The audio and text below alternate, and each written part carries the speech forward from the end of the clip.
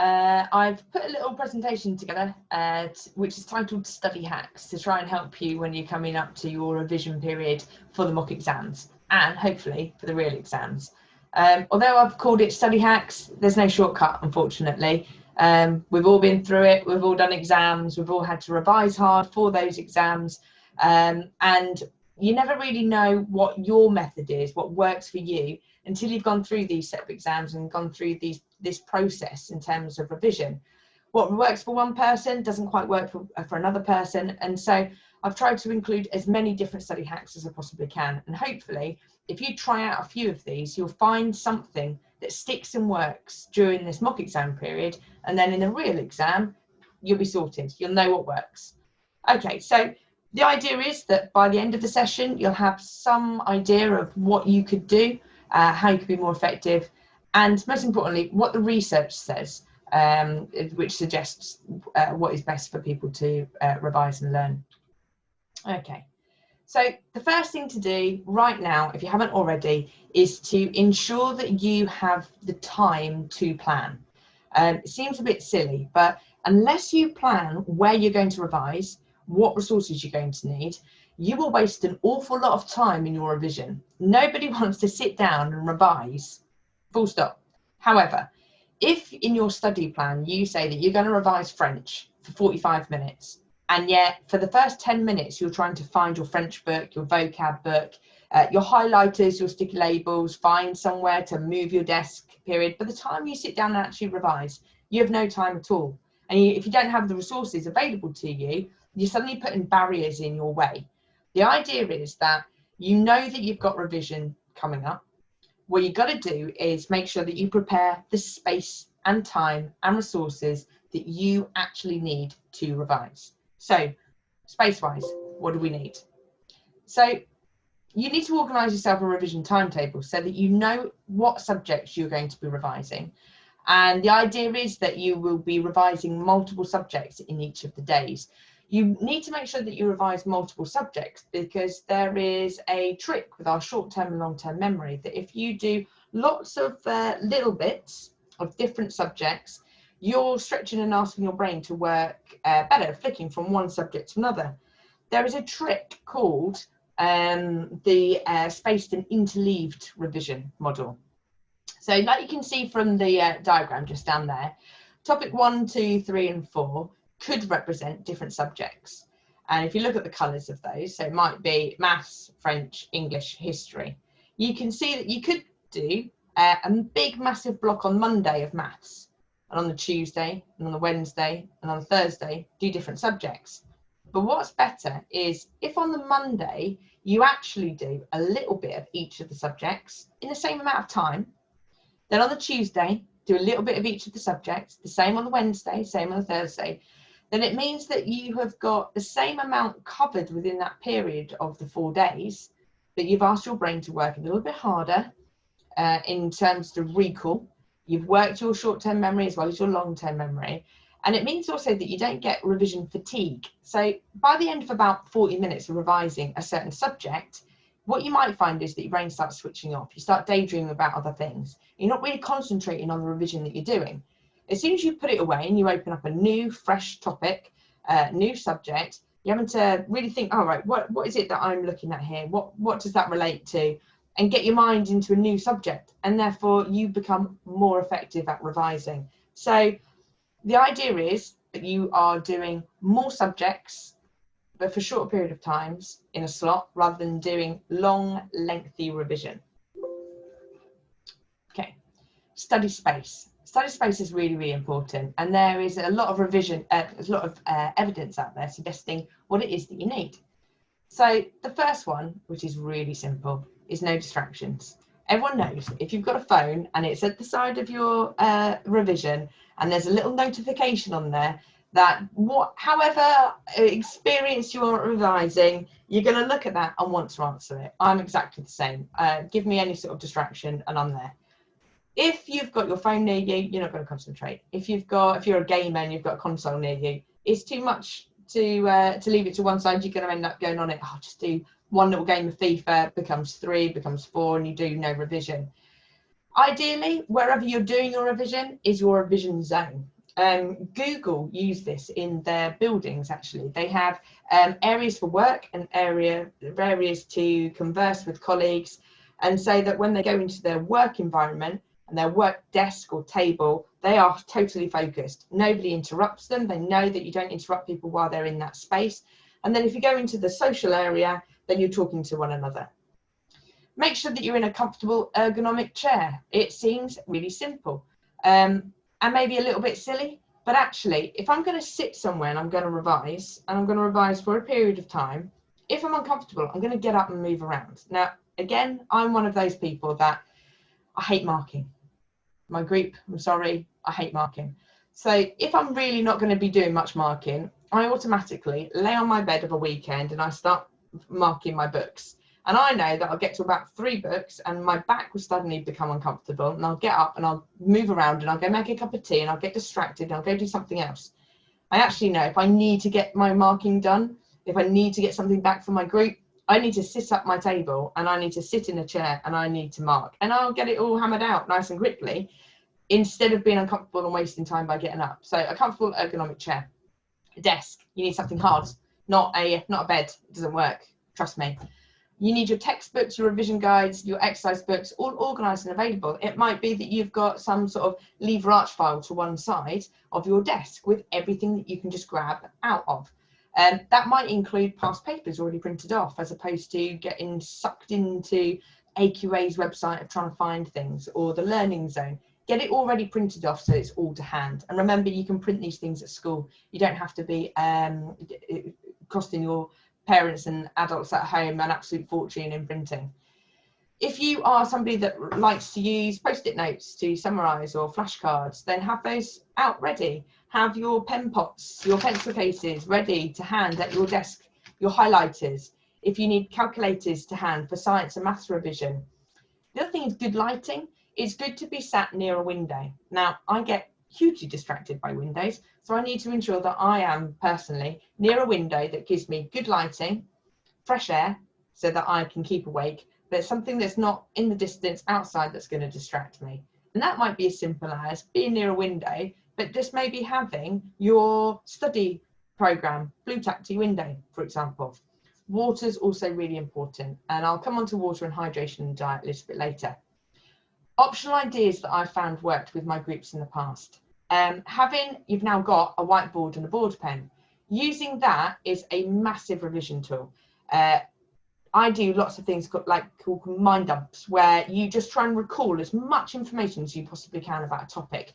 Scribble it all down on your whiteboard, you have a look at what you've got, you compare it to a textbook, see which bits you missed, get a different colour whiteboard pen, write down on the whiteboard all the things you missed, especially keywords, have a look at it, wipe it off, cover up the book, rewrite it down again and brain dump. Hopefully, because you've used a different colour pen for the bits that you forgot, they'll stick in your mind a bit more, and therefore you might be able to recall them.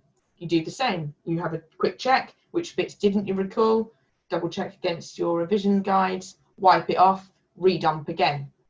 Just this recall, this repetition is really good for our memory. The other things that you might do, if you're a fidgeter, I'm a fidgeter, so things like clicky pens that you can sit there, little bits of blue tack to hold and wiggle, shows in research that those people that are a little bit more fidgety, if they have got something already to fidget with, they are less likely to then get up and move around. I really like the idea of a paper calendar. Now, paper calendar being your revision timetable. And I like that because sometimes if I put things on my phone or in my email account or online from my revision timetable, what it means is that I have to almost go online in the first place to find out what I'm then revising. And that's when you can then suddenly look at the notifications and you can get sucked into, oh, I'll just respond to this email instead of just getting on with revision. So ideally try, by all means, go online to do your revision timetables, but try and export it or print it off. And the last thing is a kitchen timer. Kitchen timers, just so that your clock on the walls or your watch set with an alarm, so that you revise a certain subject for a certain amount of time that you've set up, so that you don't then get sucked into, I'll just do an extra 30 minutes on this piece of work. Because you know, from what I said a couple of slides ago, If you do that, actually those last 30 minutes are going to be really unproductive compared to putting that subject away, getting a new subject out and starting to revise a new subject altogether. The other thing that's really important to say is it's not about the outcome. It's not about how pretty those flashcards look. It doesn't matter whether you got everything right in an exam paper that you've marked or not. It is the process. Now, I say this to my daughters all the time. It's great when they come home with their spellings on a Wednesday night and we practice together. Absolutely pointless if they can already spell those 10 words that they need to do. If they can already spell them, they're not learning anything new. If they get 3 wrong, great. That's our focus. Let's go through that. Let's go through the phonetics of how to spell it. Let's make some shapes with it. Have some fun with it. It's the process of learning that's most important. That's the thing that's going to stick in your head. It's not necessarily the outcome. So if it's about just trying to improve a certain area, of a topic area, excellent. That's a great performance goal. What you don't want to do is have an outcome goal where you're thinking, I must get an 8 on this exam. Well, that's pointless. You can't control the boundaries. You can't control where AQA are going to cut up what is an 8 and what is a 7. All you can control is doing the best you can on that topic and answering that question as well as you can. And make sure you don't compare yourself to others. Some people will lie. They will say to you that they are not revising, they're doing no revision, and they didn't study. Oh, I've done nothing for this exam, when they have. And other people will be saying that they've done loads and loads and loads and loads and loads and loads and loads, make you feel really stressed and they haven't done anything very productive. Just forget everybody else, just focus on yourself. You're the most important person when it comes to your revision. Okay, don't revise all the time. Revise all the time, you get fatigued, and if you get fatigued, your brain doesn't work effectively. So make sure that within your revision timetable, you revise, break, revise, break, revise, break, revise. That's enough for the evening. You put everything away, you chill out, you watch TV, you listen to music, read a book, go out for a walk, whatever it is, and then you revise again on the Tuesday, and so on through the week. Ideally, put yourself first as well, and parents and grown-ups, I'm talking to you too. This is quite a stressful time for the whole household. It's stressful for the young person that's sitting through their exams with the big pressures that are on them. And so if they can be opted out of certain chores, fantastic. If there is a bit of an appreciation, if they've got younger siblings running around that maybe this is their area of quiet space, that would be really supportive. Equally to the students, it's a stressful place for your parents. They want you to do the best that you can do and they want to support you, and they don't deserve any grumpiness that you might be feeling at the time. So just be aware of one another. Relationships during this time can get fraught and it's not worth falling out over. The idea is that we keep communication open. Students, if you're feeling like you need a little bit more support at home, just speak to your parents, speak to them nicely. Remember that they love you. Remember that they're trying to do the best for you. And if there's something that they can do to help, I'm sure they will. Grown-ups, if you need some support from us, please do contact us and we can hopefully help you too. So you've got your area ready. You've got a nice desk. You've got a water bottle up there. We've got a water bottle. We've got our highlighters ready. We've got our revision timetable up on the wall. We've got all our resources that we need, including our pencil case and our highlighters. So what is it that you now need to do in the exam weeks leading up? So variety is key. Make sure that you don't do the same thing all the time. It might be that there are certain topics that lend themselves to certain revision techniques, mind maps, online resources, revision videos. Be careful about YouTube. Don't get sucked into a YouTube hole, but make sure that you are being selective if there are revision videos that you need to watch. And if you have already learned something, then maybe don't revise it in the same way. Try and apply it. I often say to my GCSE students, there is no point learning something that you already know.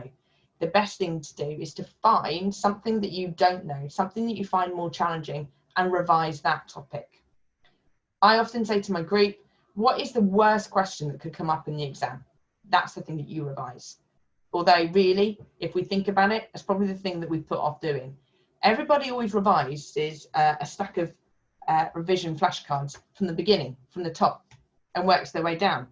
But ultimately, generally, the first couple of flashcards in any revision topic are the easiest ones. They're the easiest ones because they're the ones that you do first to build on your knowledge. So there is a little technique and hack or a trick, which I'll just flick down to, called the Latent Model. Now this, hopefully you've gone through this before already, but the idea is that you've made your lovely stack of pretty flashcards, okay? And what you do is you go through the flashcards and you've got questions on one side and answers on the back. You ask yourself the question, answer it, flip it over, see if you got it right. If you got it right, you put it in the yes, I did it right box. And if you got it wrong, you put it in the no, I couldn't do it box. The idea is then that the no pile goes on the top for the next day. Next day, you start with the no's. And from the next day on the no's, it means that you are responding and referring to those flashcards first. The correct answers just move down, move down, and move down, because you must know that knowledge already. The incorrect answers come up towards the top again. And the idea is that the flashcards suddenly aren't in an order of learning throughout the whole year, but they're in an order of difficulty rating for you as an individual. So that's a good trick. The other thing in terms of things like flashcards is that people and students that make notes by hand, it's shown in revision research that you learn better than if you type it. We can type and not necessarily think about what we're doing, whereas when you are writing, all of the research suggests that more information goes in.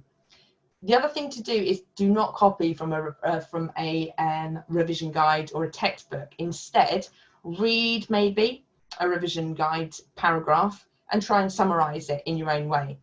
I remember when I was doing my A-level biology course, and what I used to do is to put text into diagrams and flowcharts. Flowcharts works really nice in biology because it's systematic, and then one thing happens, leads to another, leads to another, leads to another. And by doing that and putting it into a flowchart, I used to be able to remember the image.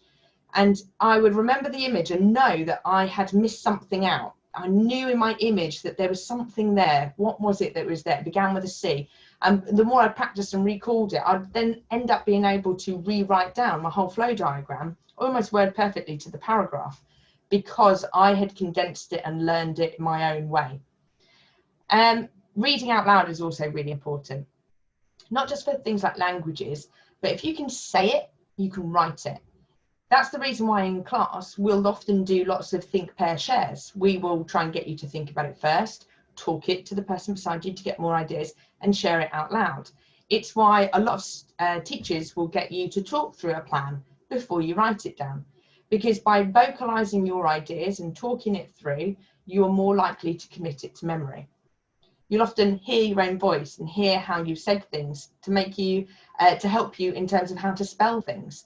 It will commit it to your memory. So don't be afraid, do things like me. I'm currently sat in a lonely office talking to my screen, saying it out loud. You might feel silly, it will be worth it. Right, I've already mentioned. The whiteboard memory test. I've said about brain dumping, wiping earlier on, but it works so well. And if you don't have a whiteboard, you can simply do this on a desk. A desk and a baby wipe, as long as you don't use a permanent pen, is perfect. Mentioned about the Latent Model. And then the other thing I want to draw your attention to in terms of effective strategies is quizzing. Quizzing again shows in the research is the most effective strategy for revision. So that might be that things that we direct you to at school, like Memrise, Quizlet, Study Blue, all of those types of things, Everlearner for PE, they all help because they ask you questions and you have to use your knowledge to recall the information. But you can also do that in card sorts, getting things right or getting things wrong. Same with the flashcards, the multiple choice questions.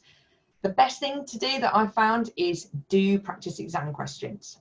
Again, I say this to my GCSE PE group all the time. If there is a question for us about the heart and how the heart conducts electricity around the heart and pumps blood through the body, well, there's only one way it does it. The heart works the same way in all of us. And therefore, there's only so many ways that the examiners can ask that question. I could write a question, but my answer is going to be what actually happened. And so the more past paper questions you do and more past paper answers that you look at and mark schemes you look at, you'll realise there's a pattern. We used to have a young lady with us in A-level PE. She was a German exchange student, and her English wasn't the best in the world. It was much better than my German, I must admit, but her English she did struggle with, and she really struggled in A-level PE with all the scientific language that we were using, and the muscle names, the bone names, the movement terminology. However, Sophie, which is her name, she didn't drop 1 mark in our A-level PE exam, and that was because she learned the mark schemes. She knew that if a question came up about a topic, she knew what was going to be mark scheme answers. She had learned what the pattern was. She was exceptionally efficient in her revision. She had reduced down her content, and she learned the key facts and points, and she recalled that to herself many times. She also used one of her study buddies to help her do that, and her study buddies were really helpful. She would often refer it into German and learn it her own way before she then re-spoke it in English again, which is linking to what I said earlier about saying it out loud. This is another little tip for you when you're looking at past papers and mark schemes. So I've done this a lot with my GCSE PE group. So you can see there, step 1 is that you choose a past paper question, not necessarily a whole paper, but a certain question or a topic. So it might be that you would need to print off a load of revision material first, or exam papers first. But once you've got them, find a question, see and read what it's like, what topic information you need, and then spend 20 minutes to try and go find the answers. Don't write anything on the paper, revise it, put the revision material away, and then do the question for the next 20 minutes. So this works really well when it's like an essay question.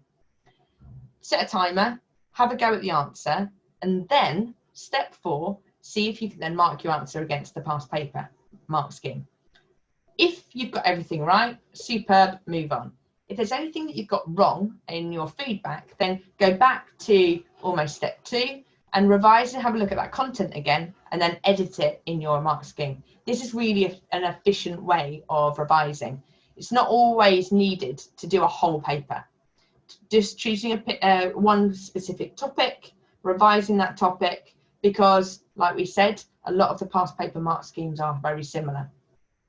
Study buddies I've mentioned when I've just mentioned Sophie, but obviously choose those study buddies correctly. I'll use the word correctly. Friends are great, but study buddies are different. Study buddies are people that you know that you can be focused with, and you can ensure that you are going to spend that time revising. But having someone else's perspective on certain topics is often good, and you can often teach each other. By teaching each other, it means that you must have to verbalise, and again, that links back to the research that we mentioned earlier. I've already mentioned about turning off social media particularly, but this isn't just about turning off your phone. This is about not getting sucked into what other people are revising. Generally around revision time, mock time and real exam time, social media is bombarded with information from news media outlets, from other people talking about revision, exams, etc. And that can cause a lot of stress with young people. If you're feeling anxious, then come and speak to us. We can try and help you out. But I don't get sucked into those social media websites that are piling on pressure for yourself.